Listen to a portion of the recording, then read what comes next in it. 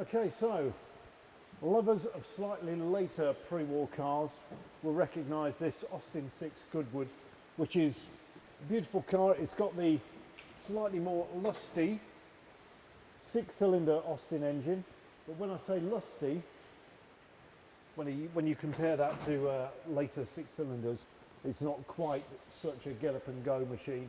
It's more smooth and refined, really. So, what would you like to know about this one? What would I like to know? You're into your pre-war cars. Just recently purchased a pre-war car, yeah. So what about how ready available are the parts for an Austin? Well, that is a very good point. Now, there's a garage in Birmingham called Smallbones, and Tony Smallbone owns it. His father owned it before him, and they have been Austin dealers and working with Austins every year since 1927. So they have a lot of parts for pre-war Austins.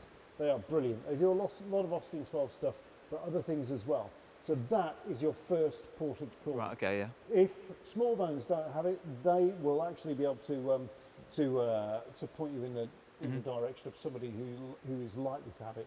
But let me tell you that when I first got into pre-war cars, I thought they were going to be just impossible to buy parts for, and I needed to buy some pistons for one that had come into my garage.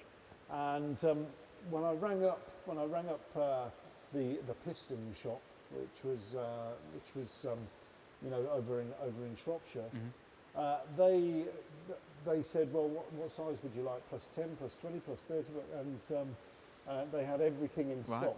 So actually, you'd be quite surprised.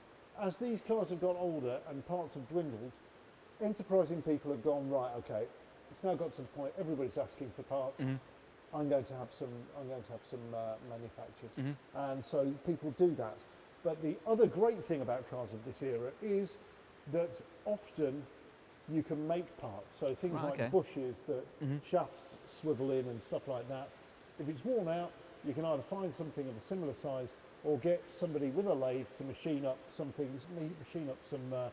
brass or phosphor bronze to the correct size, and hey presto, you're back on the go again. So they are a forgiving kind of vehicle.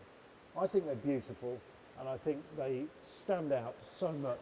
And driving a car like this, let's face it, it may be green, but it's also very green to restore cars. This car is over 80 years old, and as a result, it's only been manufactured once. So, I think it's tremendous. They're easy to live with. Replace the oil and grease them on a regular basis, and you look after them, they'll look after you. Would you like to buy it? I would, yeah, very much so, definitely, yeah. Is this your kind of style? I think so, yeah. So once you've sold your first Austin or first pre-war car, you're going to go for something slightly grander. Yeah, it's a bit more luxurious, I think. Yeah, definitely. Okay. How do they hold up with modern traffic? The pre-war cars. These cars. These will sort of bowl along at 50 to 60. Yeah. Okay. Not much more than that. Personally, I would kind of keep them at 50 miles per hour. Yeah. So I would suggest that you're using A roads rather than very fast roads, because the other thing is, if you're trying to keep up with traffic and you're chasing somebody's tail, the brakes on these are not as good as modern vehicles. So you need to be able to take your time, and so get into a slightly different way of driving, which is take your time, don't worry about everybody else's rush.